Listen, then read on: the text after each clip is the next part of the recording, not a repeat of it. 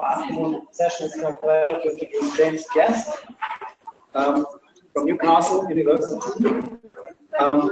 So James received his PhD, and I have to look it up, in Singapore, and that was on the reproductive ecology of corals. And then he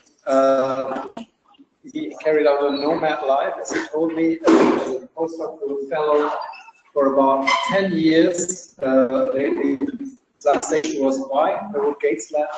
That was and then he got the very prestigious consolidated grant to start working on conservation of corals. And yeah, we're very excited to hear your view on assisted evolution, everything that surrounds it. And now I have the microphone, and please speak into the microphone. Okay. Thank you. Yes. Can I put the mic here? Yes, of course. Yeah. Okay, thank you very much, and thank you for being patient and waiting for the last talk, and thank you for inviting me for this fantastic meeting. It's been really interesting so far. So where I kind of fit into all of this is my background. My interest initially was in reproductive biology and ecology of corals. I was looking at spawning synchrony and spawning timing, but working in places where really nothing was known about the timing, and working in equatorial locations where typically people hadn't worked before, and also sort of working in really non-typical reef environments. I was based in Singapore, which is one of the most disturbed marine environments I've ever seen in my life, yet there are really quite remarkable corals that are actually quite resilient there. And after that, I started to work in the Philippines, looking at feasibility of certain restoration techniques, working with asexual fragmentation. But of course, my real interest was in sexual reproduction, and thinking about how can we use knowledge about spawning timing and coral husbandry and so on to start to develop techniques by which we could start to plant corals out into the reef. And so that's how I sort of come into this.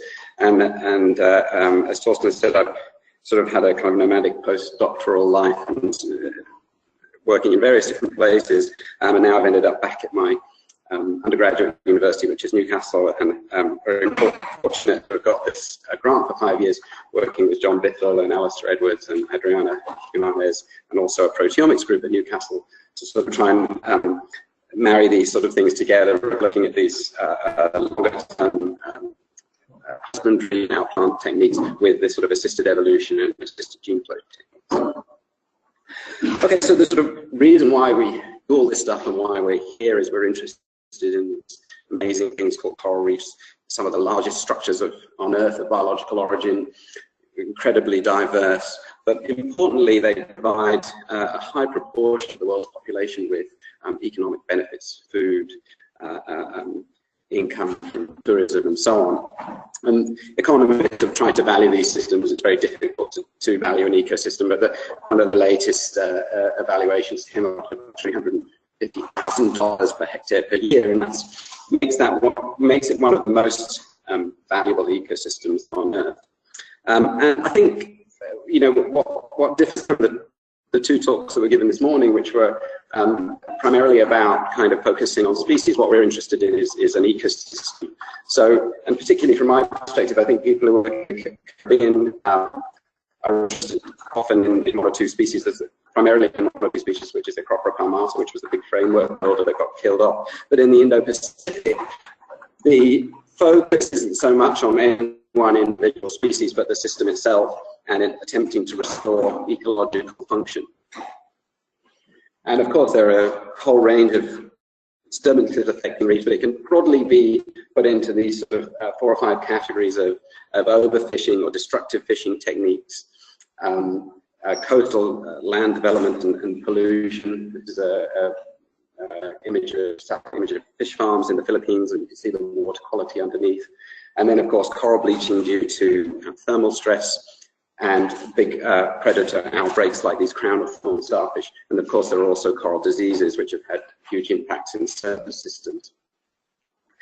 And again, it's very hard to estimate the scale of damage, but one estimate, I think this is based probably on the Global Coral Reef Monitoring Network and other reports.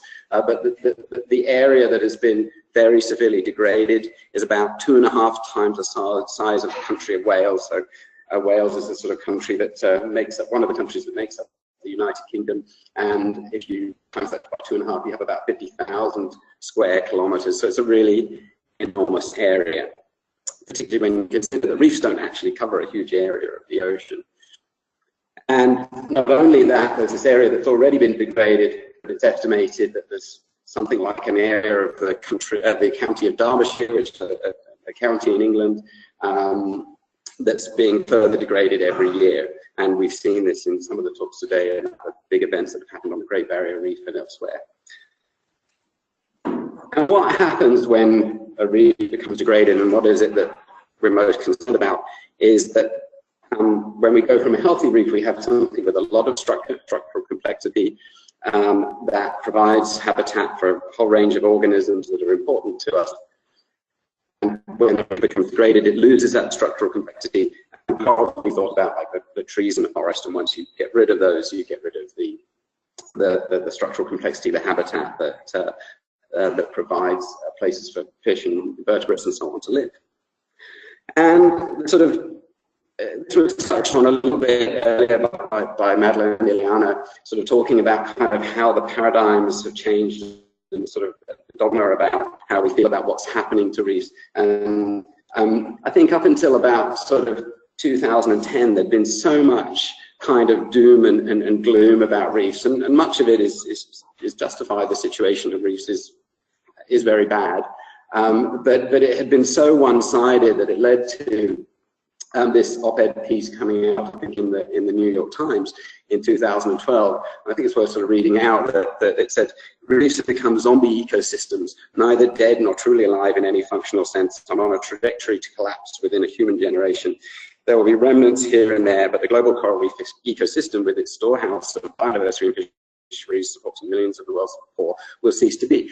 So this is an incredibly pessimistic outcome, and I think that at that point a lot of people realised that we'd been kind of selling the doom story so much that it got to the point where people were saying, well, if the situation is that bad, what's the point of investing anything in coral reefs at all? And that kind of story started to have a negative effect.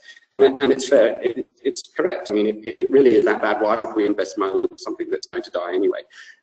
The reality is, of course, it's a much more complicated situation. Some reefs have degraded very heavily, but some reefs can recover quite well. This is just one example of a graph showing changing coral cover and changing the biomass of herbivorous fish from a reef off Western Australia. This was published in Science by James Gilmore and colleagues. And what it shows that after the 1998 bleaching event, the red line there was a big drop in coral cover. So the black line, I believe, is the coral cover. Went from around 30% coral cover down to around 5 or 10%. But then over the period of about 10 years or so, that coral cover returned to close to what it was pre-disturbance. So this is a really resilient system. And what you can see is that generally what happened was herbivorous fish biomass increased in that time. And the recovery happened through various processes like growth and recruitment. So it's clear that some reefs have done very badly and degraded very heavily, and other reefs seem to do okay and can recover. So why is it that some reefs do all right and some reefs do really badly? And this is important to know if we're going to make restoration and assisted evolution work in a real setting. So this is a very sort of simplified kind of explanation of this. So if you have a resilient reef, like the one in the top left picture, a nice, diverse, structurally complex reef, and then you get a disturbance event like the one here, it could be a crown of thorns outbreak or a big bleaching event, and coral cover declines very dramatically and you're left with just bare substrate. If you have processes in place like herbivory, for example, if you have herbivorous fish coming in, clearing the space to allow juvenile corals and so on to survive and grow, then you can get recovery happening and that system can return to something like it was before the disturbance. Sometimes it will return to the same coral cover but with a different range of species. That can happen too, but those species may still be providing many of the functions that were there before. And one of the mechanisms of that, of course, is recruitment. This is something we're really, really interested in as people who want to do restoration, because we want to understand how we can enhance recruitment in many situations.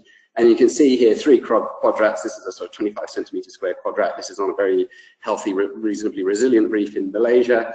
And over a period of a year, here's a relatively bare piece of rock. There are actually 4 or 5 recruits that are very small here. And then after about a year, you can see these have grown into nice sort of sub-adult colonies.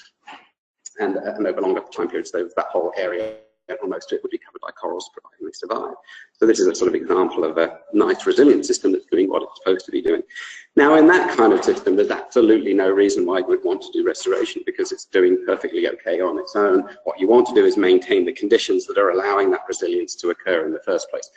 So not fishing that place, making sure it's protected, and making sure water quality stays adequate. In a non-resilient site,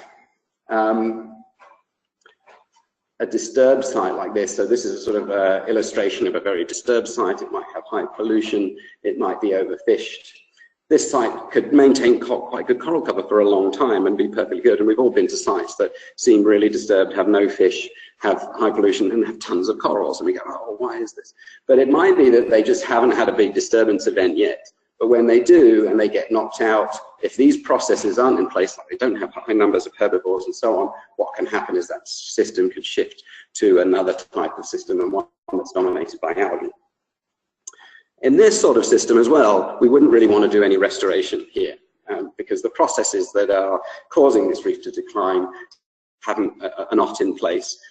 In this sort of system, what we want to do is deal with these processes here. We would want to restore fishing, prevent people from fishing, to restore herbivory.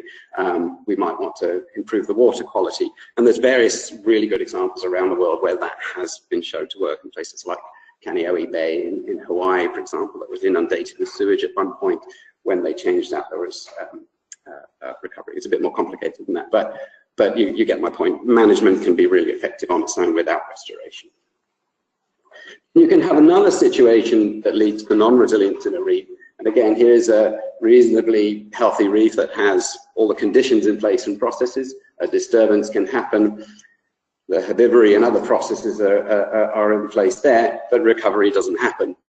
And in this situation, it may just be to do with very low natural recruitment. And that might happen because much of the adult population has been, of corals has been killed already. They may not be close to other source reefs. And for whatever reason, this isn't recovering at the kind of rate that we would like it to recover at. And this is the kind of situation where restoration may play a really, really important role, because we could start to sort of kickstart and speed up recovery in such a location. So that's kind of, a fairly simplistic view of sort of the different types of reefs, but I think it's important to kind of understand that, to understand where and when we would want to do these restoration activities. Okay, what makes things more complicated, of course, is things like bleaching events, because these are global events. They affect everything. They're not biased in where they would affect. So you can have perfectly healthy, isolated, really well managed systems which get knocked out completely by these thermal stress events. And I think that's what one of the take-home messages of the Great Barrier Reef bleaching over the last few years, that they found that sites that had quite intense management didn't necessarily do any better than sites that weren't managed at all. So it's really a sort of a blind disturbance that can affect everything. And so this is kind of where one of the reasons why we're interested in these sorts of more interventionist approaches, because we realize that even with all the management, sort of passive management, we can get these sorts of situations where that may not be enough. And on top of that, we know that, so actually I'll go back a second. So we've known for quite a long time that in any sort of reef setting, that it's possible to find adaptation, possible to find acclimatization happening naturally. And it's another thing that sort of was touched on earlier, that up until about 2010, I think, there were these statements in the literature saying that corals had exhausted their capacity to adapt and acclimatize. And this was despite years of work by people like Barbara Brown at Newcastle, who've been studying this and publishing work showing acclimatization and adaptation happening in the field. But I think when the 2010 global bleaching event happened, there were these examples that came up from various parts of the world suggesting that actually some places that got disturbed and impacted before were doing better than expected. I think that kind of really started to sort of generate a lot more interest and an acceptance that actually, you know, this potential for adaptation and acclimatization is much more than we previously thought. And this is sort of what led to Madeline's paper with her colleagues of Ruth and Holly and so on. But also, you know, these sorts of quite a number of studies that are trying to understand and model whether the natural rates of adaptation that are happening that we're seeing on the reef are going to be enough. And many of those studies seem to suggest that natural rates wouldn't be enough. And again, I think this is the kind of driver for this current effort and interest in assisted evolution. And I've sort of, what I've taken here is, I won't go into too much detail here because this has already been covered, but this is a modification of a figure in Madeline's paper, sort of talking about the different approaches that could be used. And I think it's important that we have as many of these sort of tools and approaches as possible. But in each case, in the majority of these approaches, it will involve selecting desirable phenotypes or particular individuals that we think will be useful for culture, doing some kind of culturing, rearing, and translocation, whether that be in tanks, whether it be in ocean nurseries, and hopefully this will lead to these adaptive populations. And I think this area, and this is the area that kind of interests me the most, is this sort of bottleneck is here, that we need to sort of be able to take things from a setting where we're manipulating them in the lab to getting them out into the field in reasonably large numbers. And this is what I call recorrelation. I think I must publish a paper with this word in before somebody else does it, because I've never heard anybody else say this, and I think it's quite nice. You know, so you know, we talk about reforestation, and I suppose the equivalent that would be reefation, but that doesn't sound as good as recorrelation. So this is the sort of idea behind this, is that we could start to sort of marry this idea of planting corals onto reefs and recorrelating reef to bring back structural complexity, but also bring in these techniques where we're not just collecting a random subset of colonies that we find on the reef. We're actually selecting things very deliberately because of the phenotypes, or actually manipulating them before they go out onto the reef so that we have a stronger sort of population. So most of this so far has been done with asexual fragmentation because it's a lot easier, potentially cheaper, and can be done by untrained volunteers.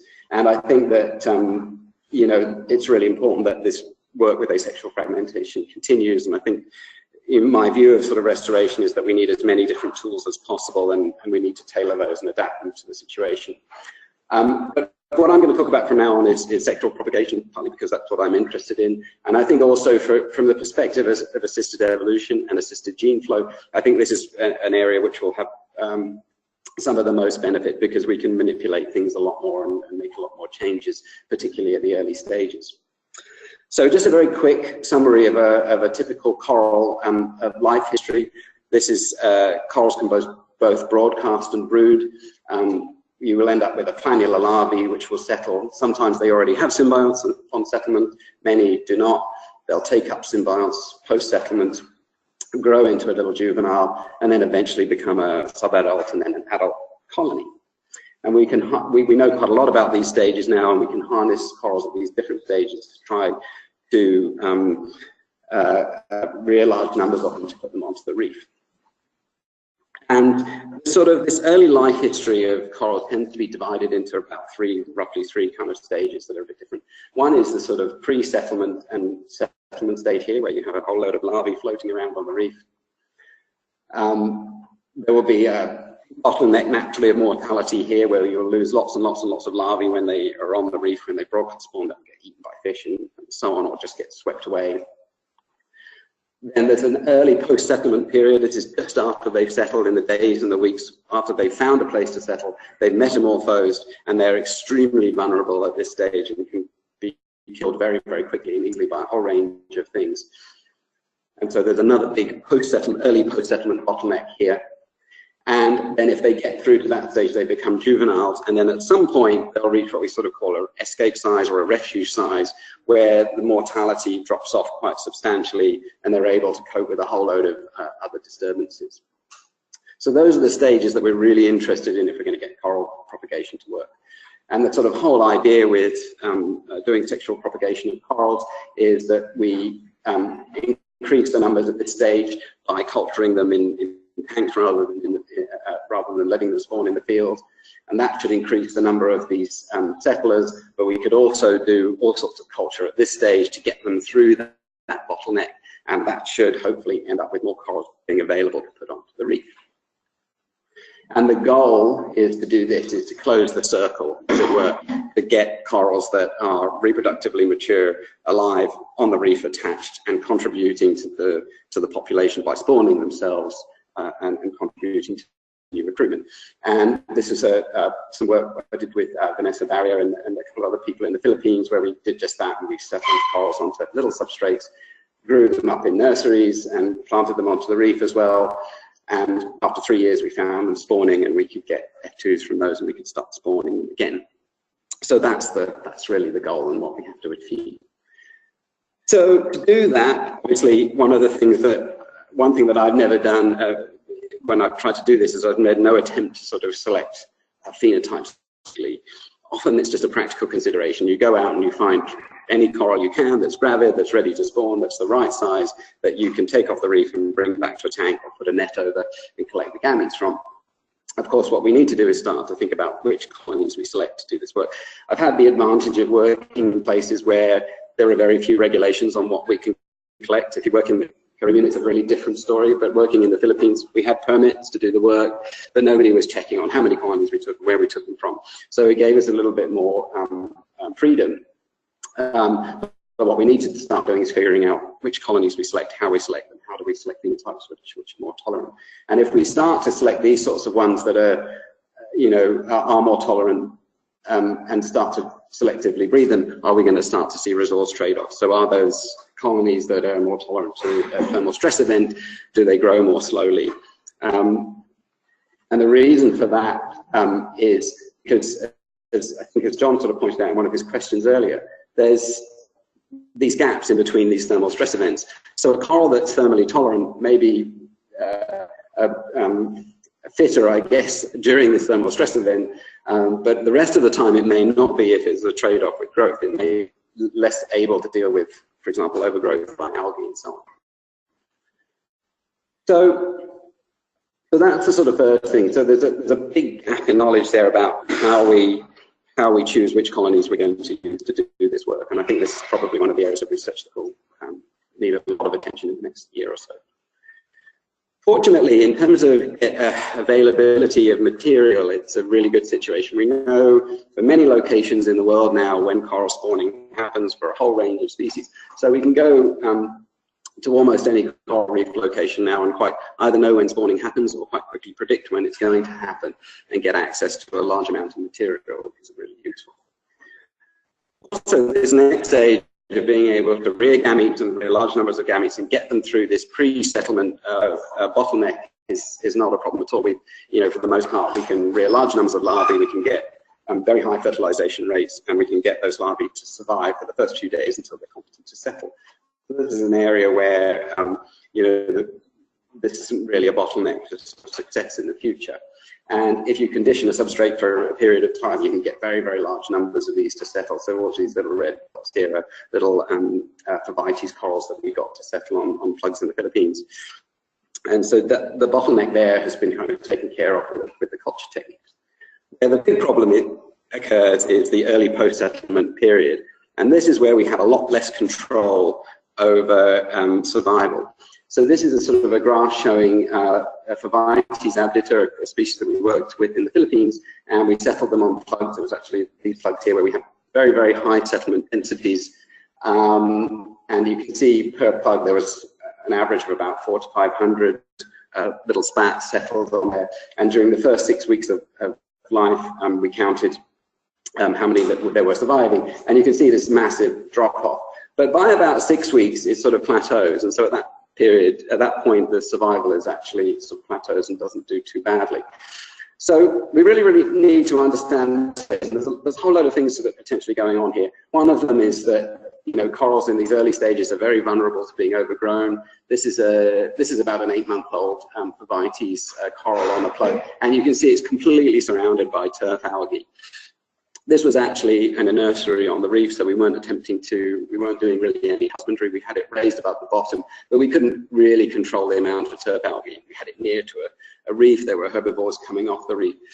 And the problem with these is these are quite slow growing, and generally after about 8 or 9 months, we lost most of them because they were just not able to compete with these algal turfs.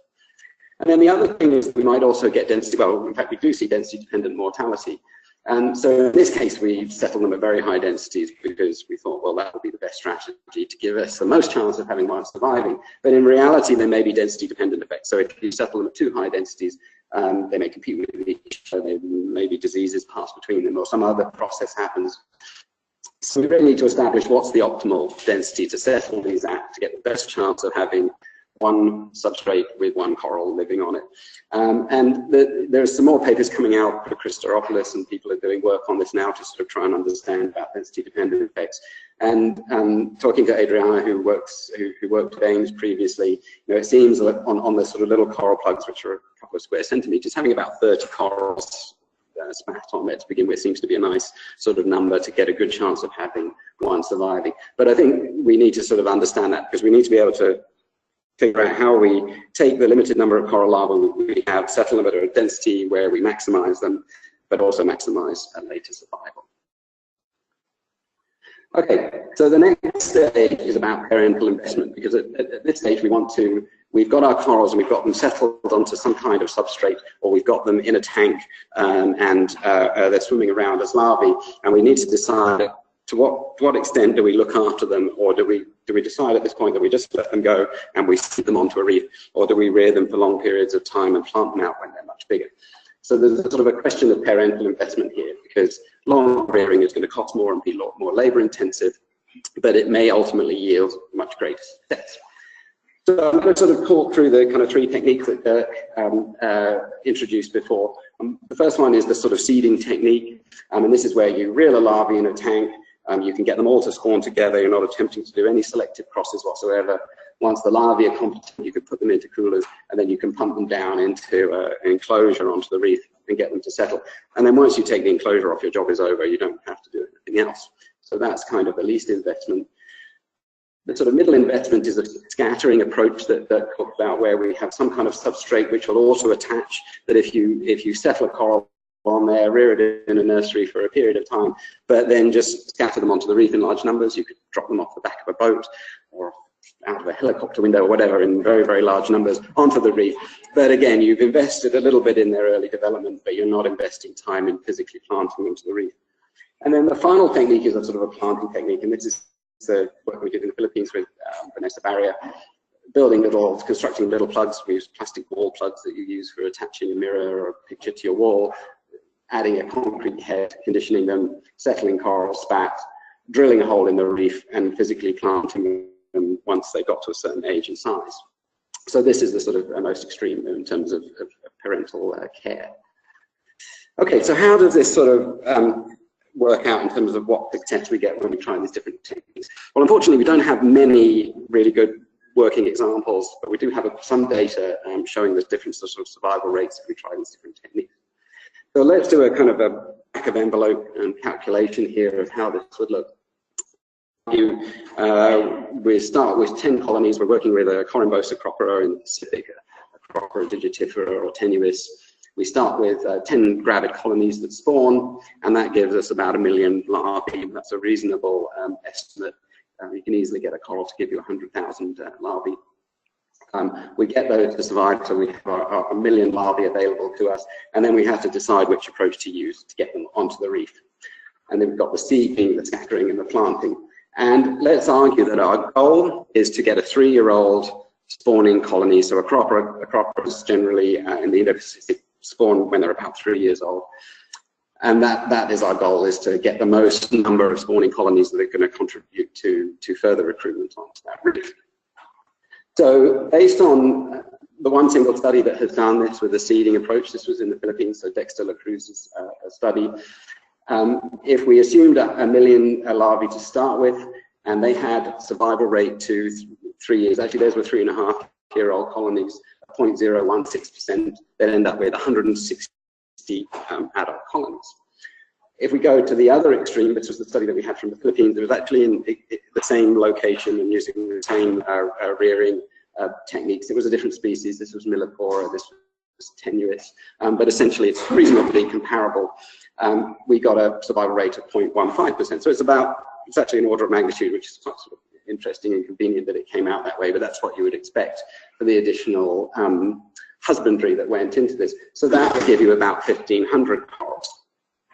For the in-between, for the scattering, it's a bit harder because I don't have comparative data from the same location and comparative data where we've got corals up to being mature adults. But let's just make an assumption that it would be somewhere in between that, so maybe about 800 living corals, because we're going to lose some because they're not being attached to the reef. Okay, so on paper it looks like doing the larger scale planting is the most beneficial approach because you end up with many, many more corals. But of course, well, actually, sorry, yeah, let's go into this a bit more. So this seems like the most beneficial approach because we'll end up with many more corals. Another thing that we're going to have to consider here is, okay, so we know that this technique requires a lot more work and effort and labor and so on. But if you think about the number of colonies you're going to need to actually do this work, say if you wanted to go up to the scale of you know, 2 hectares or something like that, you're going to need something like, so I think 2 hectares, well no, sort of a hectare is about, what is about 1.5 football pitches, I think. You're going to need about sort of 10 times the number of colonies if these are the numbers of survivors you're getting. So with this approach, we would need number of colonies we would need to get this would be in the hundreds. With this approach, the number of colonies we're going to need to get enough gametes to work with is in the thousands. So we've got to think about this really seriously. Collecting 1,000 colonies from the reef and getting them to spawn is not a small, doing it with 100 colonies is not a small effort. Doing it with 1,000 colonies is a whole different sort of ballgame. Now, of course, there's other ways we could bypass that. You could work with spawn slicks, for example, and so on. So there might be other ways that one could do this. But we've got to think practically about the sort of scales that we're dealing with. And this is where I'm talking about a hectare of reef. This is not a very big area and nothing like the sort of scale that degradation is happening at. But there is another factor here in the sort of time and labor. So this approach involves a lot more time and labor, and we've got to start thinking about, you know, how long physically it would take to plant lots and lots and lots of these corals. And it could take, you know, it's not just a matter of a few days, it could take weeks or years to do this with a reasonable team. So it may be that this intermediate approach is something that we really need to investigate because it involves less investment in the time, maybe slightly lower survival and so on. But maybe an approach that would give us the kind of somewhere in the middle. I think the reality is that we need to sort of tailor our approach to the particular situation, and there's going to be some cases where seeding a reef is going to be one of the best ways. In other cases, physically planting things is going to work much better. And I feel like in restoration there's been a kind of a, you know, a tendency for people to work on a particular technique, get very attached to that technique and say, this is my technique and this is the technique that will work to save reefs. And I think we really need to move away from that and accept that there's a whole range of tools that we can use and we need to tailor them to specific situations. We also need to think about other life history strategies and how that would affect success. So there's been so much focus, particularly in the Indo-Pacific, on Acropora, and the reason for that is it's easy to predict when they spawn. They're quite easy to rear as larvae, and you get results quite quickly because they grow fast. But, you know, I think that question came up earlier about, you know, thinking about different systems and community shifts. So we started to work with 2 massive species, 2 Vivates species in the Philippines, and we grew them up on these plugs. We called them the lollipops, and we had them growing in nurseries in the ocean. And these were quite difficult to rear initially because they grow very slowly. So we had to do a lot of husbandry to begin with, and we had them reared in tanks with co-reared them with trochus so they could clear the algae away and so on. But once they got past the refuge size, once we put them onto the reef, the survival was almost 100%. So they did really, really well. So these are now, this is a 3.5-year colony. These were spawned in 2009. So these are now 8 years old, and we have, I forget how many we have, there's still 100 or so of these attached to the reef at our site in the Philippines. They're, by about 4 years old, they were spawning, they were reproductively active. So that, you know, again, it's a longer investment, a longer time investment, and they grow really slowly.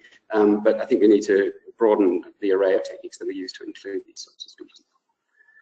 We also need to sort of think about how we select sites. And I think this is really critical because a few of the sort of examples that have come up, you know, we've talked about how, for example, Madeline mentioned an example of coral juveniles they had on the reef, and they got inundated with sediment during rainy events. We've had experiences in the Philippines with sites that we thought would be perfectly good for planting corals, and we got freshwater seepage, underground seepage that nobody even knew about prior to that event that killed every single coral colony that got transplanted.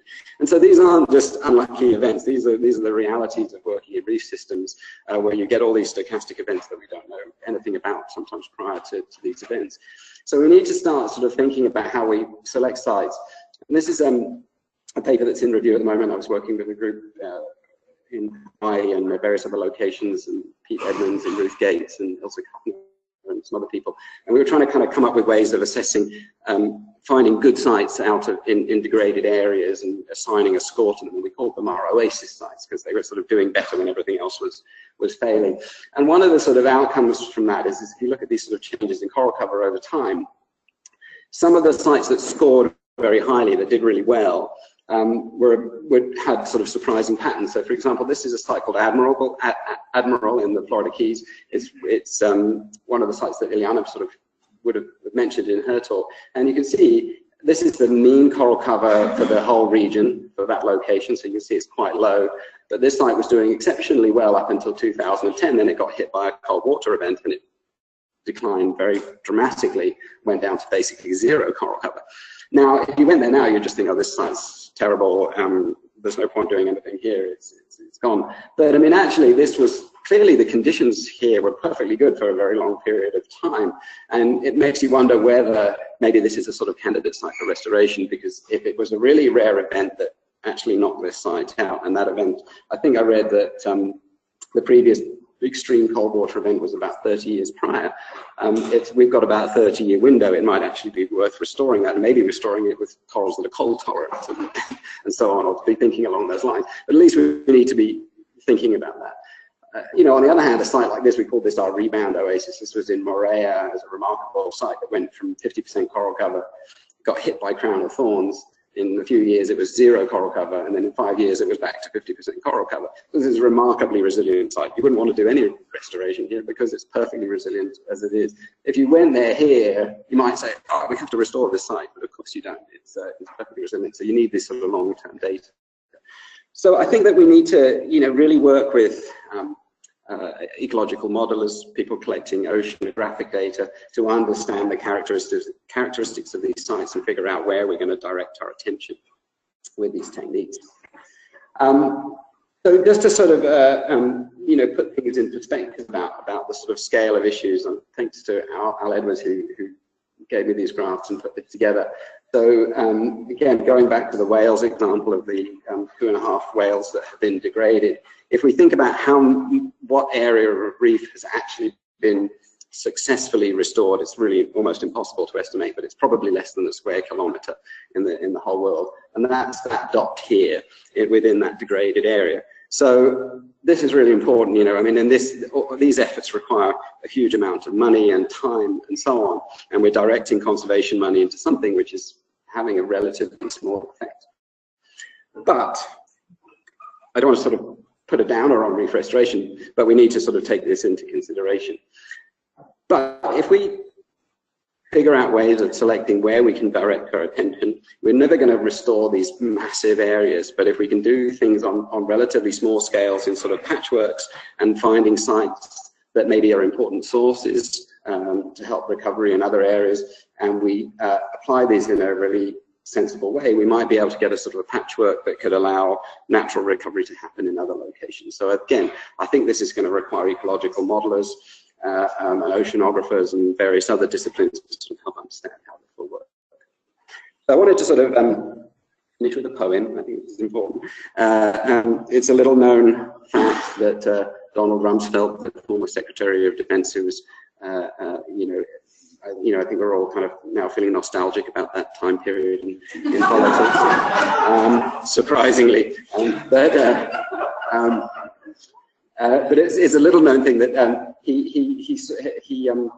somebody's taken his transcripts where he's talking to the press and put them into sort of poetic meter, and it turns out that all the things that he said to the press can be put into the structure of the poem, and he was very good. I mean, he was famous for being able to deflect questions very well. But by far his best poem, you can download this. I'm not kidding. There's a book you can download with all the poetry of Geomar Helmholtz. So this famous one is The Unknown, which says, as we know, there are known knowns. There are things we know we know. We also know there are known unknowns. That is to say, we know there are some things we do not know, but there are also unknown unknowns. The ones we don't know, we don't know. Fantastic. So, and this applies to all sorts of things in life, but I think it applies to the sort of situation we're in at the moment, where we're dealing with, we have some known unknowns, and in the next few years we'll gather information on those, but there are all these unknown unknowns. And I think the only way we're going to get around that is doing more research and sensible research to sort of try and fill these knowledge gaps, but be prepared for these unknown unknowns. And we can deal with those by hedging our bets and trying to direct our efforts into as wide a range of sort of habitats and systems as possible to try and get this to work. But also being kind of, I guess, humble about what we can achieve as human beings in these really complex, difficult to understand systems. Thank you.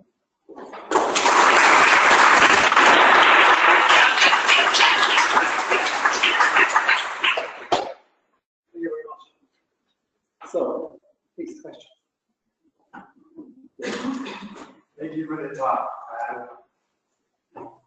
It's an interesting comparison between, I guess, almost your penultimate slide and this slide.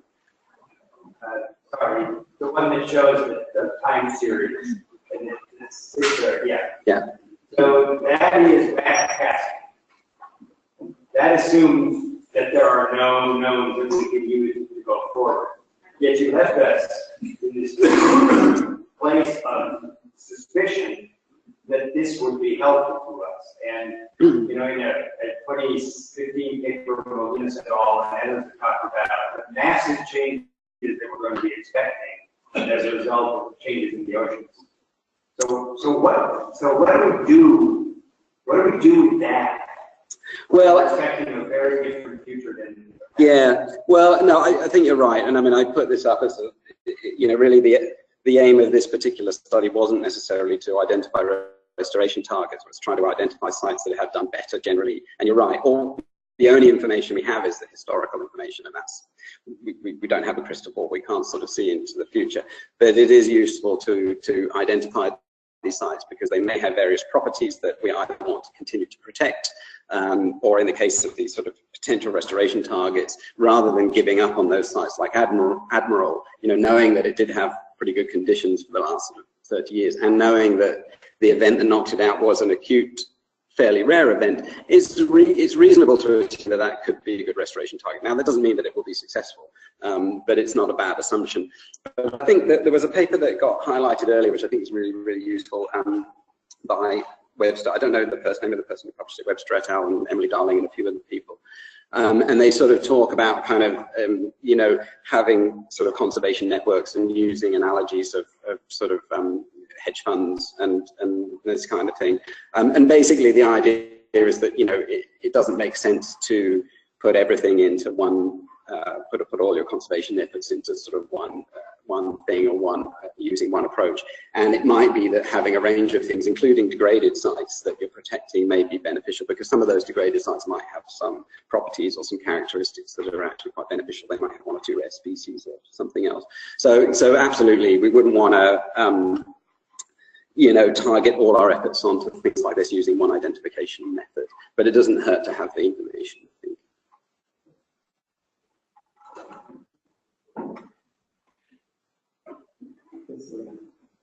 So I mean, Tom Moore does these calculations a lot, and he's scared living data many times. One of the things you know what I'm talking about when he tells us how much increase in efficiency we need to come up with in a very short period of time to get where we need to be, right? And so, he compared this, I think, at one time, going from, horse-drawn plows, mule teams, to, modern, agriculture with having, tractors and combines and things, right? So someone has to come up with the technological innovation that gets us from plows to, combines. And so, he suggested more than once that what we need as engineers to help us with particular problem, but as biologists, we just don't have the right tool set to come up with the solutions that are necessary to get us there. And I think there's quite a bit of, that argument combined with the history doesn't really tell us where to put things. The only thing that then is left is you put them everywhere if you can, because you don't know what is going to go on, right? But for this, you need to have that kind of scale. So, I guess the sort of the point I was trying to make with this, the kind of whole site selection thing is, again, this is was just really an example of ways of looking at history of sites and thinking about how it might be developed. I mean, it's just the problem is that almost all restoration efforts that have been done so far, nobody's really considered. I mean, site selection, there's often very little thought that goes into it. And I've seen so many examples. And in some cases, the site selection was based on what they thought was sensible information about the site, and then things like underground seepage happens that we couldn't have predicted, that would have killed everything. In other cases, it's just really poor, understanding of biology and ecology, and people taking things from really deep and putting them really shallow, and really silly things like that are just not going to make any. We know wouldn't have made any sense. And sometimes it's just driven by politics. Somebody wants to restore a site and they've got some money to do so, and it will look good from a corporate point of view to pump money into building artificial reefs in the site, and then no thought whatsoever is given to how to do it. I didn't put this slide in. I've got a picture of some electric reefs, artificial reefs. These reefs were metal structures that they put electric current in, that were put in Malaysia, and it cost about 100,000 ringgit, which is about 20,000 pounds, I think. I had to put these in, these 4 structures, and they were put in a river mouth on sand with some corals nearby. They planted corals onto 2 of them, and no, they planted corals onto all of them. They put current into 2 and no current into the others, just so they had some control. And all the ones that had current going into them had no living corals, and all the corals had died. And I think they'd got overgrown by the calcium carbonate accretion. And all the living ones on the no current ones just were super stressed because they were getting sediment and changes in salinity. And it was so annoying because, I was working with an NGO there who were doing amazing, but they were going to schools and they were doing education and they were encouraging recycling and they were doing massive monitoring efforts. And they had no funding whatsoever, and 100,000 ringgit to them could have transformed what they were doing. But it got pumped into just something that was an utter waste of time. So I think that's the problem. We need to, I don't know how we get around these things, but. My question is from biology and geoengineering, where I work with, is that scale is not really an issue. It becomes a market business. All scale problems will be resolved far too quickly to have under control. I think the responsibility of scientists is more to find out what can go wrong before the market takes up on it. That's what we have to do on the biofuels side. I think this, well, your examples showed the scale problem is huge. But in the end, I think that really shows us things won't be done. But if the intention changes suddenly, it can be very convincing. Not a big beach event, tourism industry may say, yeah, do something. And those may say, changing your mind right now. It's my question, please.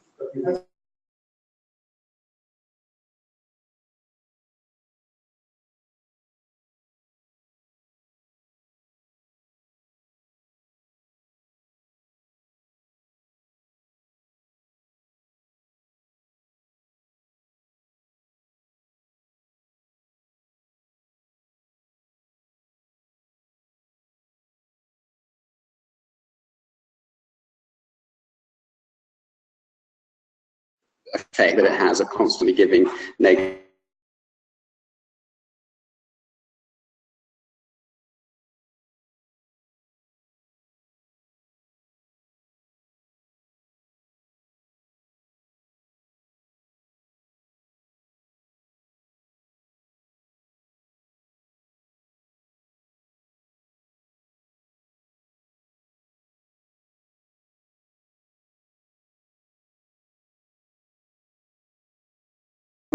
gone within about the space of about 4 years when Madeline gave her talk in I don't know if you agree with me on this, but when you gave your plenary in Cairns, and I think at that point, you know, all of these ideas about restoration were still very kind of looked down on by a lot of scientists. And then suddenly in Hawaii, there was this massive change where, you know, it felt like sort of almost a quarter of the talks were talking about the possibility of manipulating corals and so on. So there has been this sort of big shift. But, you know, when you get studies coming out and they say, right, we've seeded a reef with, you know, these corals and it's been successful. And then you go back to the sort of numbers and you go, well, hang on a second, this was on 10 square meters of reef with, and that's 70 coral colonies. I mean, I'm not saying, you know, it could be scaled up, but it's not a small thing to scale it up. It's going to require you know, I mean, just thinking about the numbers of coral colonies that you would need. If you need 1,000 coral colonies to provide the gametes to do a hectare of reef.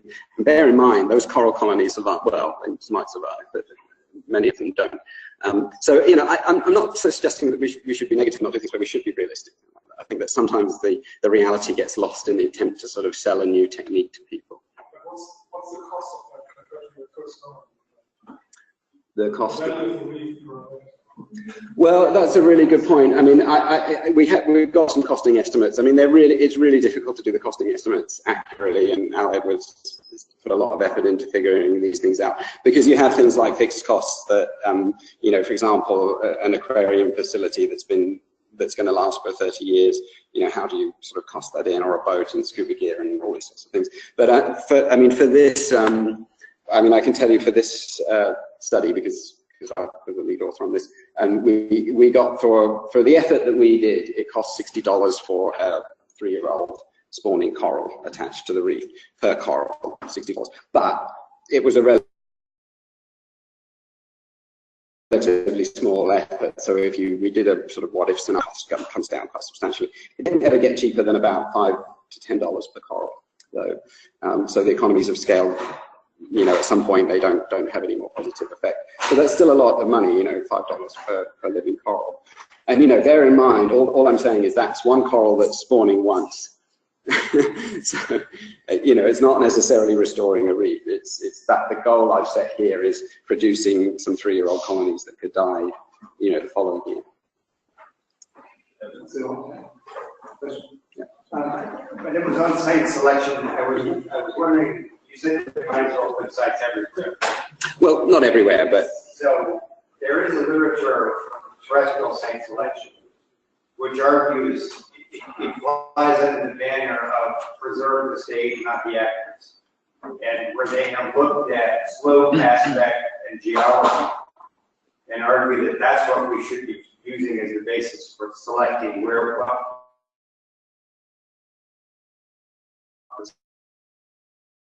sites where we're going to preserve and let this map changes.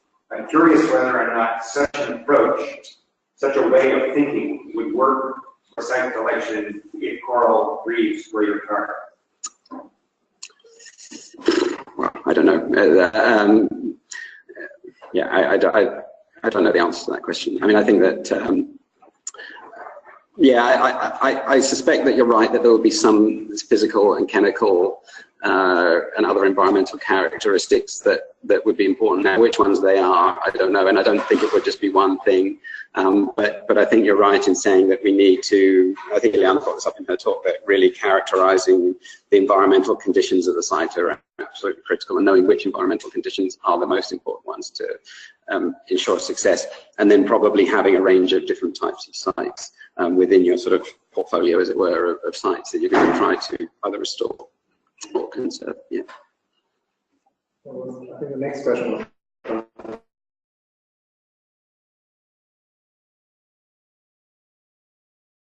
I was just making a comment. So that's the on proper costing.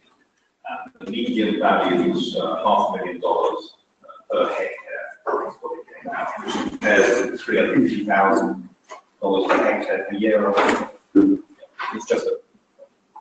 There is one thing I just wanted to say, one other thing about cost, which I think is interesting, because again, you know, for example, in the Caribbean, where the focus is on, well, much of the focus is on the Acropora palmata, there I think it actually could really work out economically, because one of the things that has been lost with the loss of Acropora palmata is net reef accretion and the potential coastal defense that comes with that. So there's quite an unique situation to the Caribbean there, where that particular function is being lost, and that's an incredibly valuable function, because if you have to build coastal defense structures, that's incredibly expensive. So there, I think it would actually be very, very valuable and economically beneficial. But I don't know if it would be, unless it can sort of do some incredible job of bringing back, you know, large numbers of fish, or in a place where, for example, there's no tourism and, you know, other things going on. I mean, some reefs, you know, when they do the economic valuation, are not actually that valuable, at least just purely on economic costing. So, yeah. Oh, okay, sorry. Yeah, just to go back to sort of landscape ecology, I think the issue in the Caribbean is that Acropora palmata in particular is a reef framework that really provides the landscape. So because we're losing it, we're losing rugosity and we're losing habitat and we're losing reef accretion. And so in this particular case, I think that the reason why there's so much emphasis on this one species is because it's providing the landscape for not just itself, but many, many species. And so I think it's really important for us to understand why it's being lost in a particular key species in shallow reef environments. And it's so key because it provides coastal protection, so it also provides infrastructure protection. So now insurance companies are really interested in making sure that reefs, not just that there are reefs, but reefs are healthy and have Acropora, because it helps to lower premiums for hotels. If they have a healthy reef in front of them, it's protecting their infrastructure. So I think there's sort of in the Caribbean, it's a really specific case. But also I wanted to comment on what Al was saying about the 500,000. So that's 500,000 for the project that will produce a bunch of corals that would last for 400 years, let's say, versus 350,000 per hectare per year. So, you know, going back to what you're saying, I mean, the cost of keeping a reef healthy is really important, because an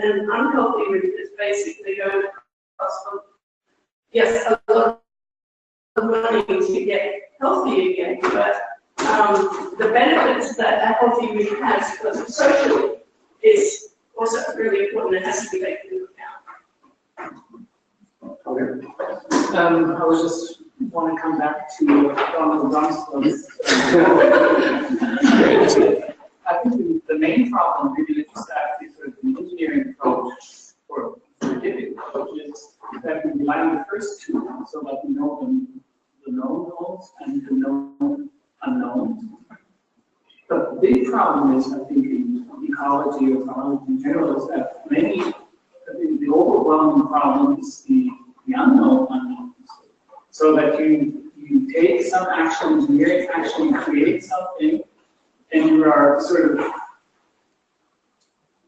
yeah, the catastrophe is that basically you haven't thought of something which then turns out, whatever your example of this seepage is probably just a minor one, but there's disease or I don't know what which you never thought of. And so I think in sort of in a natural process, which of course has more time, then all these disasters are sort of in the process itself. This is why we have many failures in evolution and just very few successes.